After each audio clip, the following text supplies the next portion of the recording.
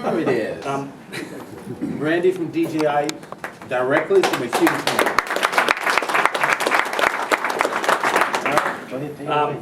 Thanks for all being here today. This group is actually, as I expected, very eclectic. A little bit, there's some photographers, some designers, a few people who fly drones are probably showing up for the first time because they heard maybe that there was a drone class or something going on. And so I really pulled a little bit of everything into this presentation, which I just finished like an hour before we started here. I wanted to incorporate maybe a little bit about the company I work with, something about myself, and maybe a little bit about where drones are headed in the future. First, I wanted to say Tina was really spot on with everything she said. I'm involved in FAA all the time now.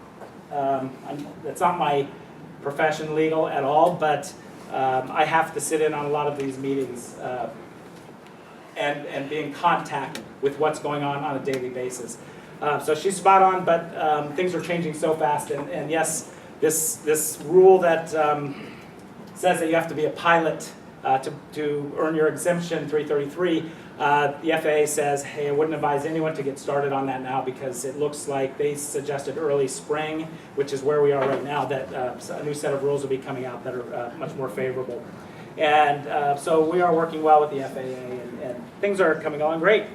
So how many people here actually own a drone right now? Like any size, 2 inches, 1 inch, 2 inch, octocopters, almost every, I mean half, I would say half. Anyone larger than this one, an Inspire? Not yet. Okay. Yeah, so there's sort of I'll jump into this a little bit more, but this would be categorized under the the 4.2 pound small rule, because this is 3.85 pounds. The brand new one's, 2.85 pounds, and this one is 3.04 pounds, which just came out last month. We'll get a little bit more into that, but Tina was really with it, and I was happy I learned a few things from her as well. So my name is Randy Braun, and I'm the Director of Product Experience for DJI. DJI is the world's largest developer and manufacturer of consumer and commercial drones. I made this slide up a year ago, and it's changed drastically. In 2006, the company started in Hong Kong with 20 employees. Today we're at over 5,000 employees rather than 3,000 here. We have 11 offices now. We've added Korea. We have 5 in the US. We have Washington, D.C. and New York, and San Mateo, in addition to what you see there. I'm from the Palo Alto, in addition to what you see there. I'm from the San Francisco office myself, but I'm never really in that office. I'm on the road almost full time. Tomorrow I'm going here to Shenzhen.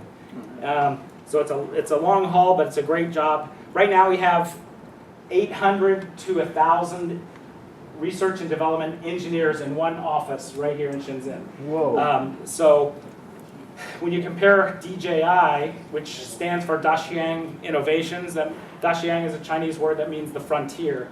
But when you compare that with, say, the competitors out there, when we have 1,000 people developing new products full-time, we're pushing a new drone out, for instance, every 5 months. It's moving very quickly. We also have land-based products, handheld gimbals, which some people had in here.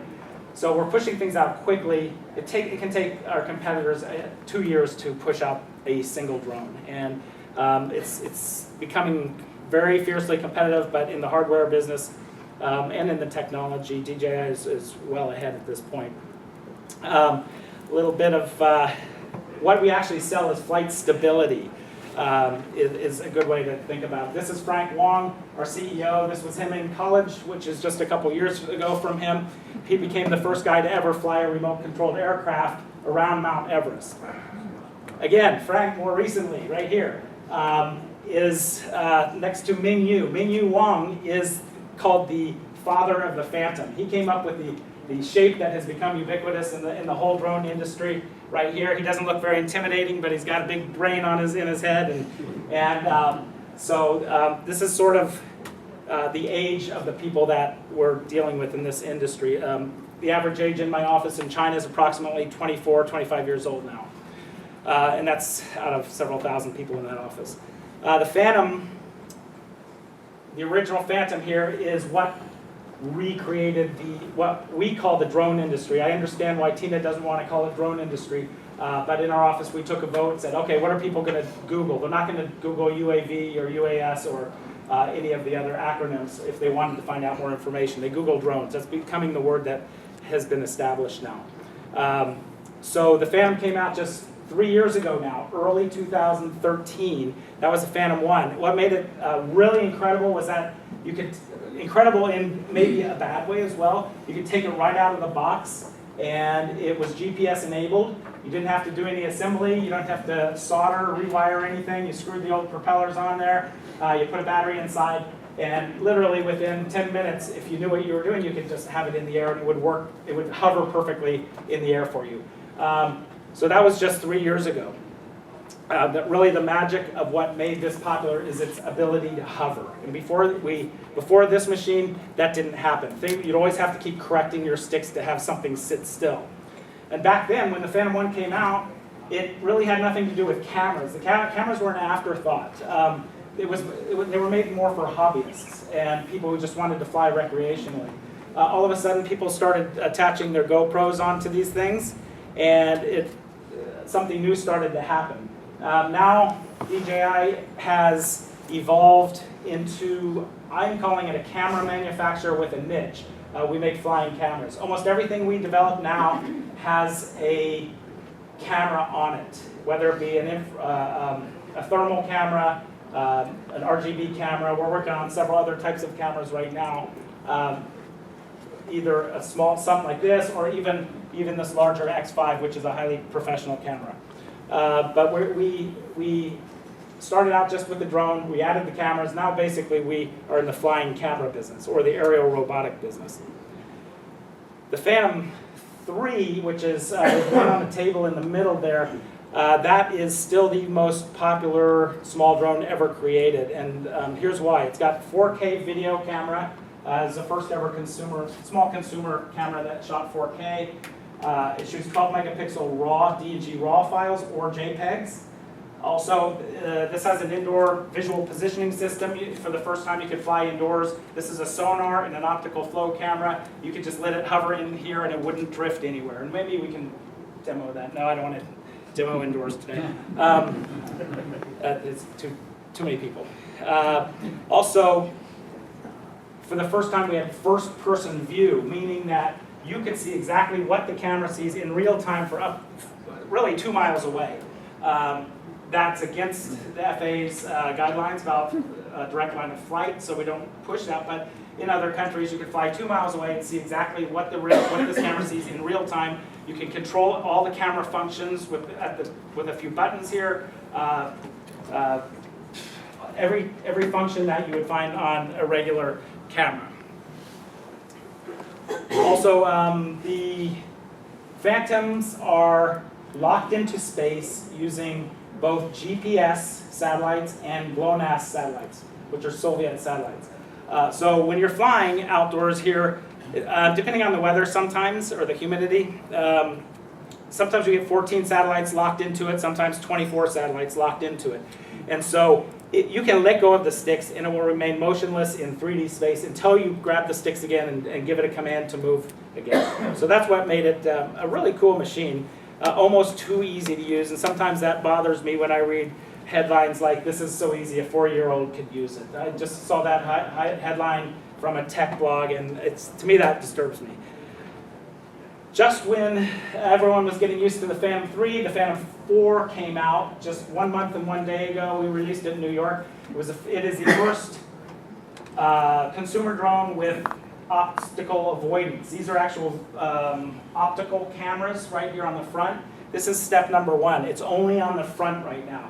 There's a lot of computer power required for these to work. Eventually, we hope to have obstacle avoidance all around, up and down as well. So there are a lot of new features that just came out in this one, including a flight time up to 28 minutes, depending on what mode you're using. The obstacle avoidance is something pretty cool to use, but personally, I think it gives people another reason to crash at this point because they want to try it. I don't try it. I had to try it when we launched this in New York indoors, and we had to fly into things in front of 200 reporters who all had cameras looking at it, and it was horrifying. But it worked. It worked fine. I don't try to sugarcoat anything.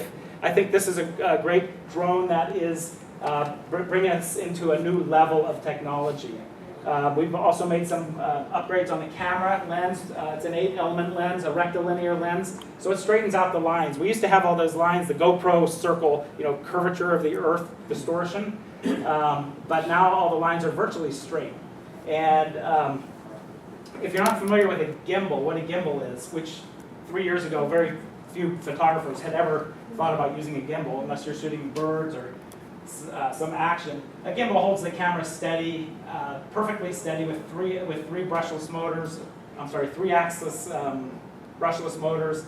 And so if you're shooting video, it's windy out there, the drone's rocking around a little bit.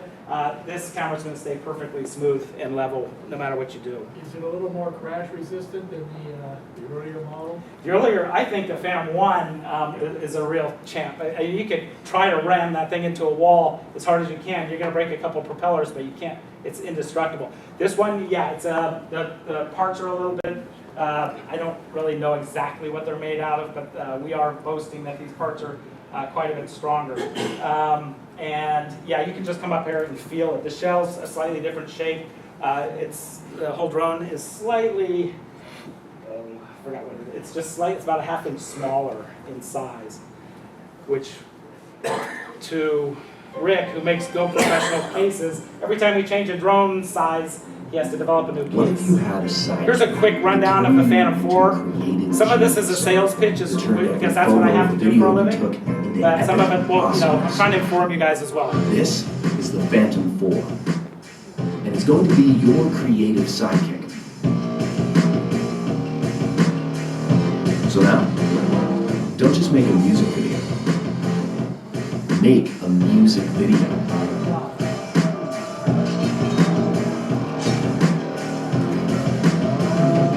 Some of these things are geared towards a young audience, Fly a kite.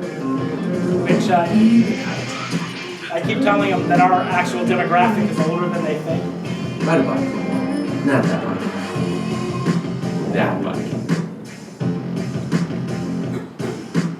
The Phantom 4 does all the hard work of getting extraordinary shots for you. It's your creative sidekick, your personal director. Don't want to use the stick to go? Then tap to go. And how about that active track? Who's that? You know exactly who that is, don't you? So stop worrying about the shot and get the shot 50 feet in the air. Wow. There's also this little thing called obstacle avoidance. The Phantom 4. Whoa! This looks pretty complicated. This thing is a technological beast. Anyway, visual and sonar sensing sees obstructions even before you do. Basically, you really have to try hard to do, well, that. Don't do that. Do this. Wait, let's take this one in. Yeah, that's the stuff right there. So you have to ask yourself, do you just want to be part of the herd or above it? Think you can't do all this? Think again. Phantom 4. Visionary intelligence, elevated imagination. Okay, so this is pretty sophisticated stuff for a very small quadcopter. So far I've been talking about the lower level drones for photographers. We also have, thanks for bringing this, Alden, the Inspire, which now, we can take cameras on and off this particular drone. They're not they're not permanently attached. So we can take this camera off, put another camera on. We can also take this lens off and put another lens on. We have 5 different lenses that we can choose from. The sensor inside of this camera is a Micro Four Thirds sensor, and it's the same exact sensor. It's made by Panasonic, so it's the same sensor that's in the Panasonic GH4, which has 12.5 stops of dynamic range, which is wonderful for a photographer. It also has a variable aperture. I can open up and shoot to f1.8. So we have all kinds of professional options. This shot, for instance, I took a couple weeks ago using that camera with a 45 millimeter Olympus lens, which translates into a 90 millimeter on your full frame camera. So all of a sudden we're able to use higher quality lenses and get that cinematic effect, and also achieve some bokeh, which is a nice soft background and foreground. And really just you tap on what you want in focus. So that would be a 4K camera or 5K? Sorry, for 4K camera? for video, Yes. we also have what we call the X5 RAW, which is just released. It's a very powerful camera that shoots raw video for the first time. There are a couple other land-based cameras that shoot raw video, but for an aerial camera, that's pretty incredible. So every single frame that you catch, 30 frames a second, is actually a raw 16 megapixel frame, and it has to burn it into a solid state drive, which will go into a platform up here. So it's becoming something that you can use for Hollywood quality productions now. This one I would use actually just for stills personally. You can shoot video, but there are not as many options for the video on this one. The raw version, the X5R, the X5 RAW, is pretty impressive, and that's specifically for video. Then you're running into, just for the cameras, $3,800, I believe, for the camera alone. So needless to say, Frank Wong is managing to survive. He's doing well. He's become sort of the Steve Jobs of Asia, and that's one of his goals really is to pattern himself after Apple. He's a big fan of Apple, and you notice the way we package products, the way we actually are partnering with Apple right now. That's because he's a fan of Apple. This is our headquarters in Shenzhen, China. We've outgrown the building, so we're moving some departments into other buildings nearby. And I want to change gears now just for a second, stop talking about drones and DJI for a second. I want to tell you about where I came from, because this is a Photoshop/photography group of people. Straight out of college, I was hired. I don't have any pictures for this. It was back in the dark ages. I was hired as a medical photographer. I shot everything from annual reports to heart surgeries to body parts and to marketing photographs for hospitals, mainly Hospital of the Good Samaritan in downtown Los Angeles. Those jobs dried up, and so I wrote a business plan. I moved to Hawaii, and I started a windsurfing magazine where I could incorporate my photography. I basically survived by eating dog food and selling my blood to the blood bank. I got rid of the magazine. I sold it for $0. I opened up my portrait studio in Maui, and it became the busiest portrait studio in the state of Hawaii. I loved doing that for about 6 years. At the same time, I opened up my first art gallery in Maui. At one point, I had 3 art galleries there selling my photography. I got rid of the studio because I didn't like keeping appointments with people, and I liked to go out and shoot things that I wanted to shoot. And I hit it right with the artwork, because for the first time in the art world, photography was being seen as a real form, a real medium, art medium. And they would actually hang photographs on their walls. Let me go to, they would hang photographs on their walls instead of hiding them in a bin in the back corner. So I hit on a subject matter that was just right for the time. I started photographing ancient hula, which is a sensual Hawaiian dance. And I was shooting in black and white with film. I was really a career darkroom printer. I liked doing things the old way. I hand-colored my originals with oils and pencils, and I broke a lot of the rules. I would shoot Tri-X Pan. Do you guys remember Tri-X Pan? Oh, yeah. Okay. T-Max 400, and I'd push process it normally to 1600. So I became really, I found a tight niche in photography, which I teach a lot of young people photography still, and I tell them if you're going to survive at all today against everyone who owns a camera, you need a very tight niche, or you have to be the lowest priced person, which is not what you want to be. So really find a tight niche and make yourself the world's expert at that really tight niche. And so I became the world's expert in this niche that I had. And so I ended up, hold on one second. I'm moving kind of fast. My gallery started doing really well, but I found myself stuck in my darkroom almost full time, day and night. I was working in my darkroom. So one day I had this realization that residual income was the key to really getting out of the darkroom and continuing to earn income until I was elderly. And so what I would do then, I would aggressively photograph things that I think could sell over time. I had a couple of publishers pick up my work. They made things from posters to calendars to note cards, coffee mugs, playing cards, frames, shirts, stationery, and even the coveted little shot glasses that you see in the souvenir stores. And so I still receive residual checks from that, which is fantastic because I no longer have to work at it. So I shot hula for almost 20 years, and I became the world's best and known for that. But I noticed at a certain point, I think it was about probably 1992, I can't remember the date, but things started to change, and my gallery sales started slowing down a little bit, and my craft of darkroom printing became considered obsolete. And that's when digital cameras came onto the scene. And I put it off for a long time. I didn't want to change. I loved what I did with film, and so I fought it for a while. And I was trying to figure out what to do next. I was actively looking for a change in the way I was doing business, and I'm sure some of you in this room really have gone through that exact process if you're a professional photographer back in mid-90s. So I got creative, and I started a series of creative photography boot camps. In Hawaii is where I started.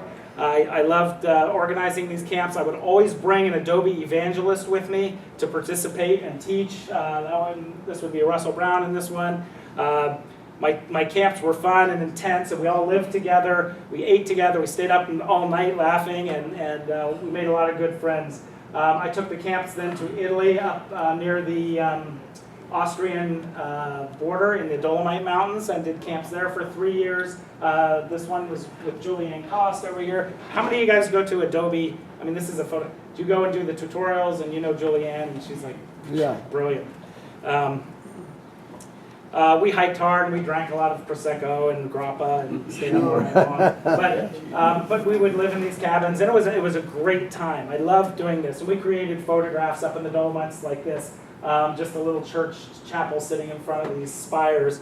So that was a fun part of my life, but I also continued on and did the same thing in Venice, where we stayed in a 15th century palace, and we did day trips with our cameras.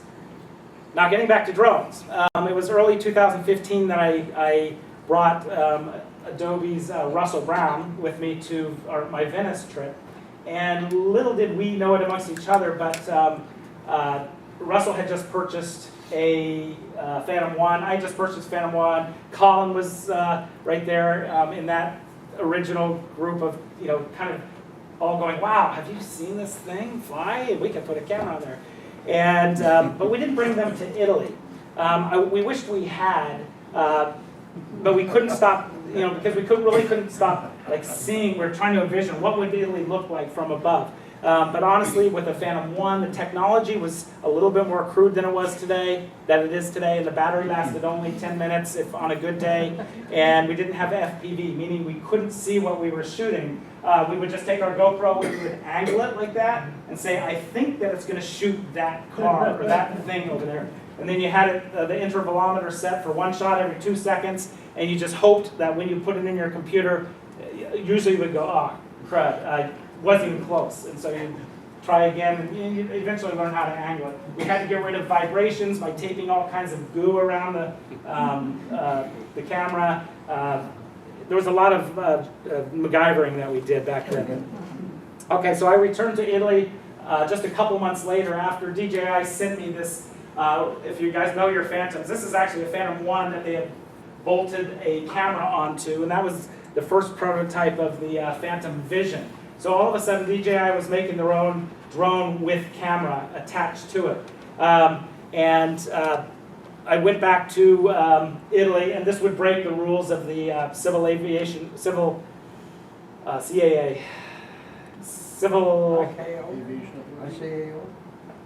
I can't remember what it is anymore now. It would break the rules. It would break the rules of their FAA. I shouldn't be flying over people. Actually, I tried to do my best to stay over the canal, fly from a rooftop early morning. But I'm glad that I did this back then. Even with, I think it looks pretty cool, even with the distortion there. I'm glad I did some of these things back then, because today I would have a hard time getting permission to do that. In fact, it's right within 5 miles of their airport there too, it looks like. So, okay, so as a photographer at that time, I would often split a helicopter with another photographer and it would cost us $800 a piece for an hour in the sky, and we would shoot on speculation, hoping it would pay off. We photographed resort hotels and beaches from above, but it would always cause a lot of disturbance down on the beach below.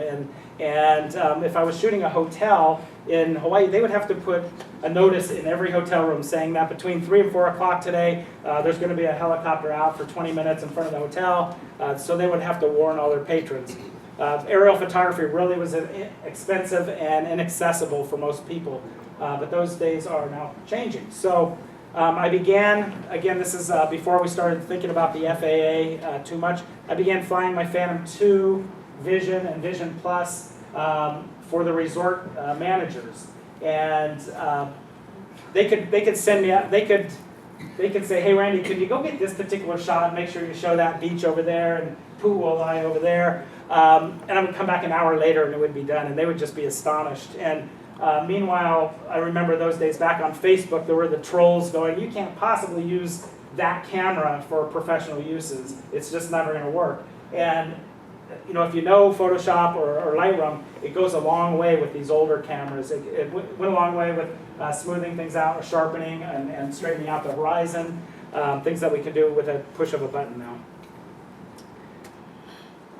So that was just 3 years ago, and at that point, I started shooting. I was asked to shoot most of the resorts around Maui, and really it gave new breath into my career as a photographer. And really, it's when you start flying, if you guys, those of you who, you'll remember the time. You can't sleep at night because all of a sudden you're like, you can put a camera where you always wanted to put it, whether it be 50 feet up, 20 feet up, whatever you want to do with it, you can just put the camera there.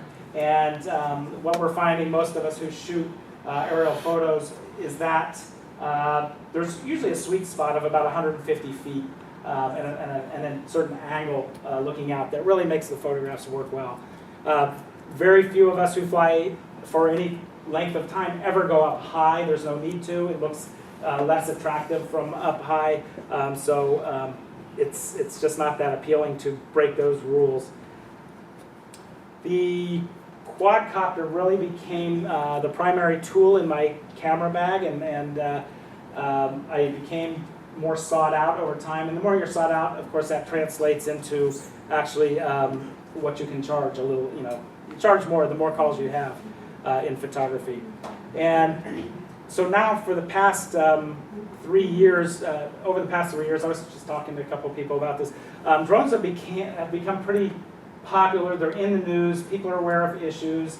There are some issues.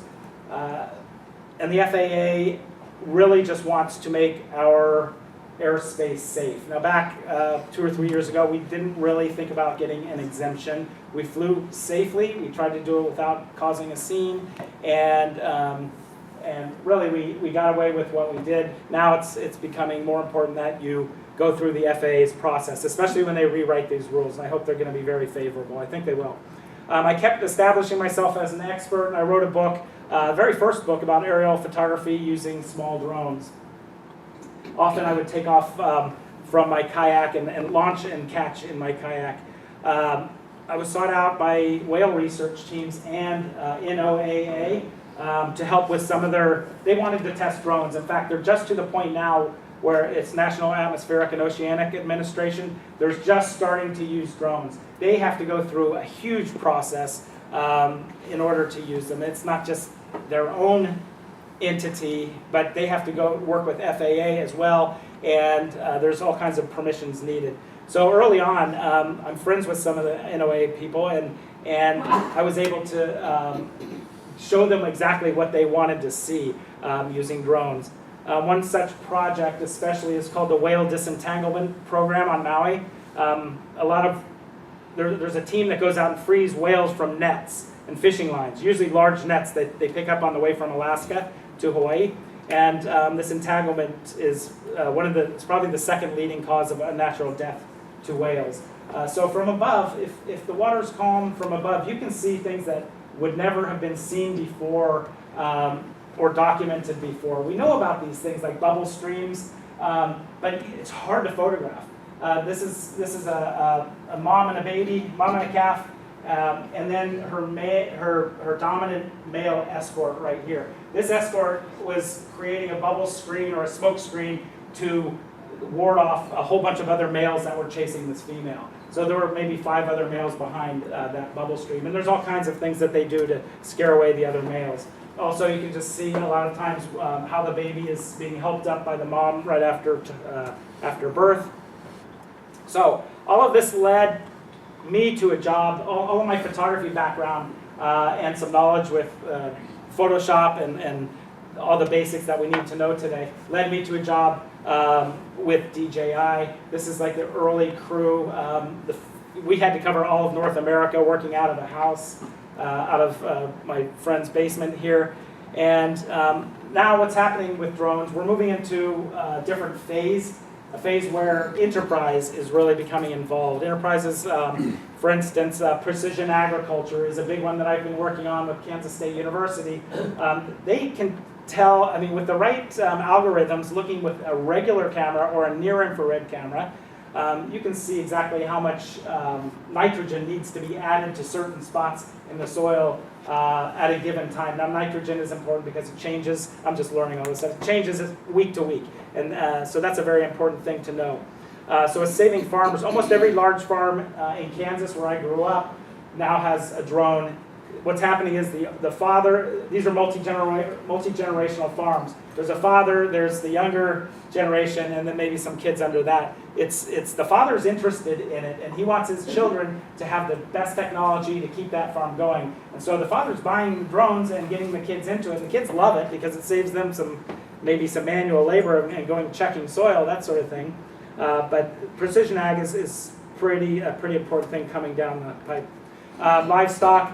There's a professor at Kansas State University again who uses thermal cameras to pinpoint which cows are pregnant or sick in a feedlot of, say, 5,000 cattle in one lot. You need to pick them out quickly, the sick ones. So that's a good use of a thermal camera, for instance. First responders, that's very important. First responders now are using drones.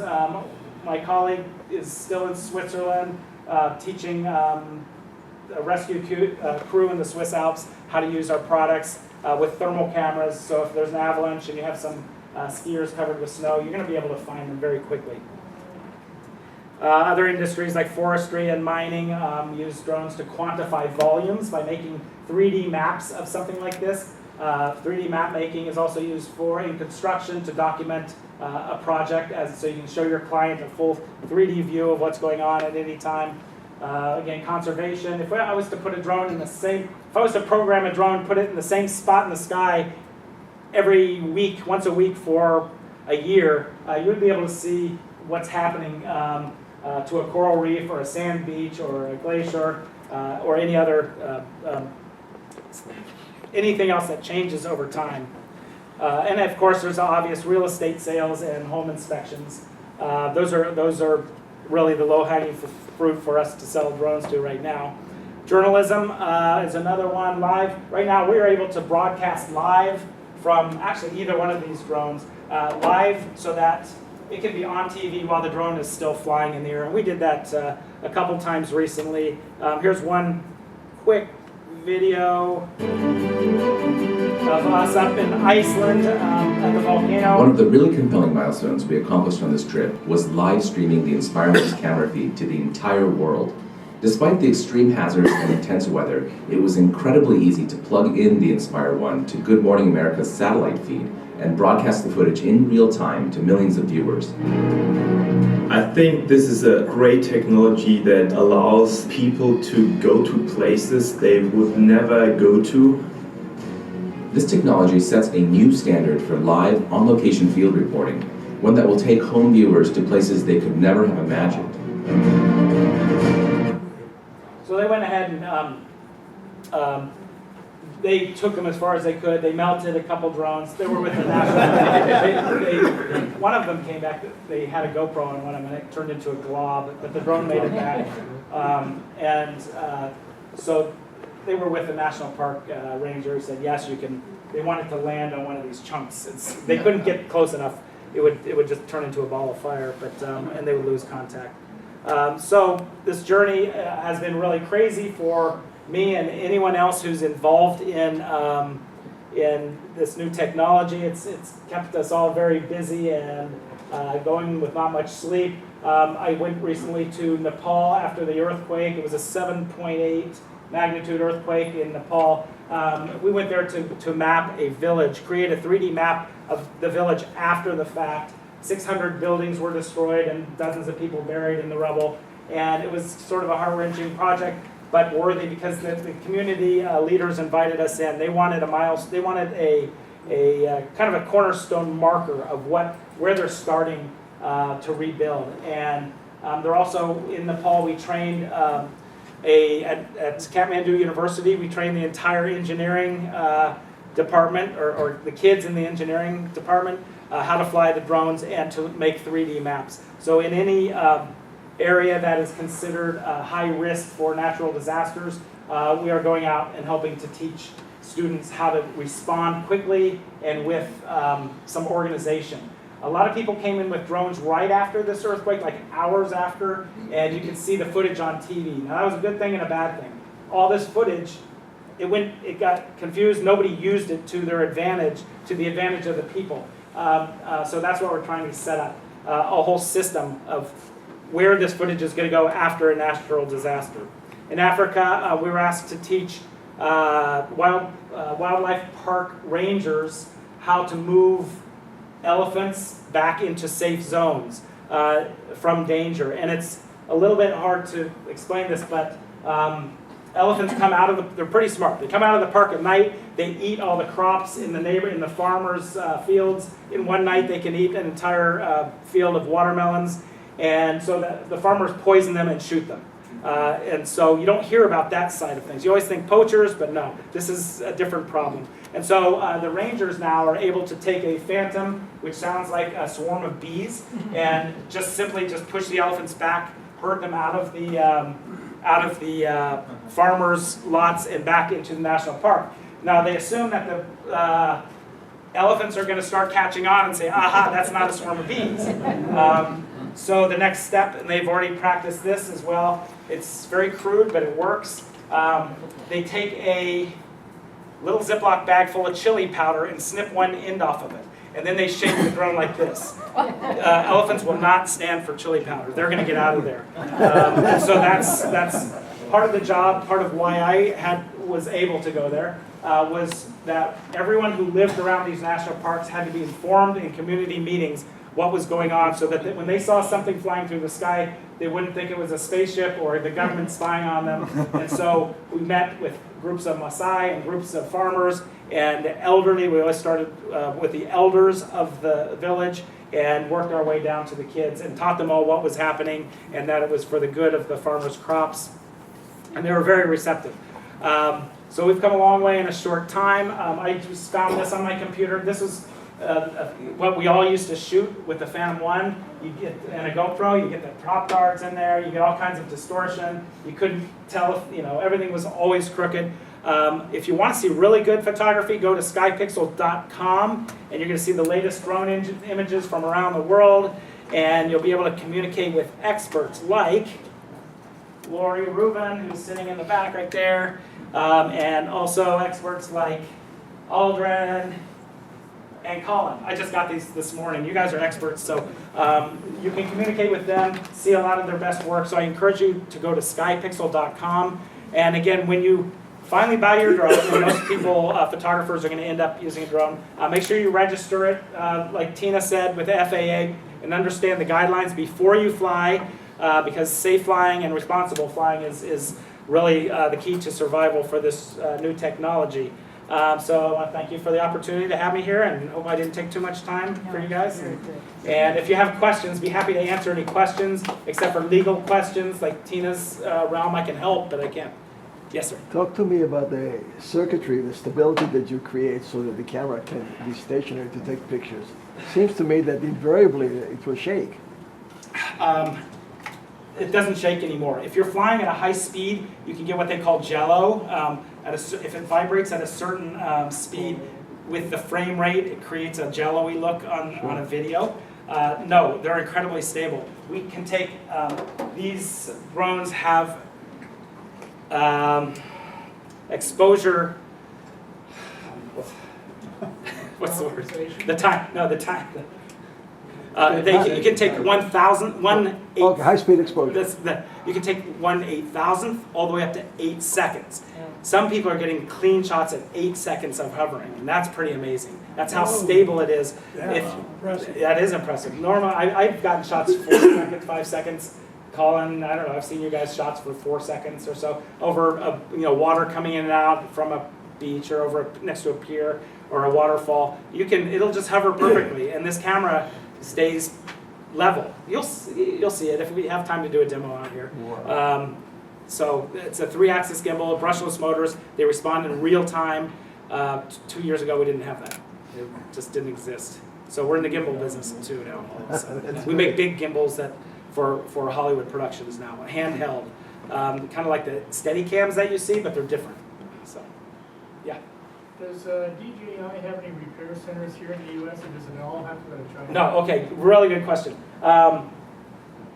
We have a huge new repair center, and if you asked me that 4 months ago, I'd be really embarrassed because I would have to tell you that it would take up to 8 weeks for it to come back. Now we're shipped back out the same week. So it's in Carson, California. It's larger than like one of the massive Walmarts or Costco stores, and it's pretty impressive facility now. That's also our shipping facility. So when you order something, it's not shipped from China anymore. It comes from Carson, California, or the dealer who, like Amazon. Yeah.